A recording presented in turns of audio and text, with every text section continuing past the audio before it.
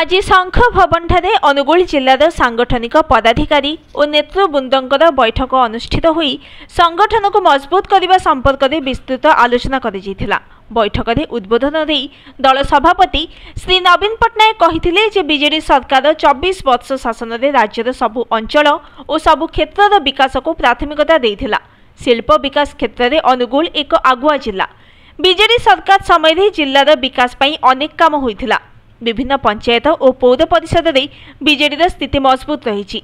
तेणु पूर्व परि अधिक निष्ठार सहित लोकों सेवा जारी रखा श्री पट्टनायक समस्त परामर्श देते। बीजेडी सरकार समय रे गरीबी ह्रास पाई अनेक काम होईछि जहां आज सुफल होईछि एवं यह 70% रु कमी 10% रे पहुंची। विकासर विभिन्न सूचकांक ओडिशा भल प्रदर्शन करिछि।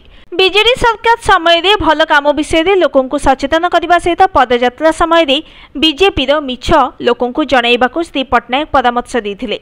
श्री पट्टनायक कहिथिले लोकों सहित संपर्क को अधिक मजबूत करबाकू हेबो। एथिपई दलर पदयात्रा कार्यक्रम और सभ्य संग्रह अभियान में सक्रिय भाव में अंशग्रहण करबाकू श्री पट्टनायक दलीय कर्मकर्ता माननकू परामर्श देथिले। मौसुमी परे जिला बुलिबे बोली श्री पट्टनायक सूचना देथिले। बीजेडी वरिष्ठ नेता श्री देवी प्रसाद मिश्र बैठक संयोजना करथिले। अनुगुल बीजेडी जिला सभापति स्वागत भाषण देथिले। अन्य मानक मध्य विधायक श्री ब्रज प्रधान पुजारी, विधायक श्री नलिनी प्रधान, पूर्वतन विधायक महेश साहू, पूर्वतन उपबाचस्पति रजनीकांत सिंह प्रमुख जिलार वरिष्ठ नेतृमंडली, पंचायत और पौरपालिकार प्रतिनिधि माने आलोचना रे अंशग्रहण करथिले।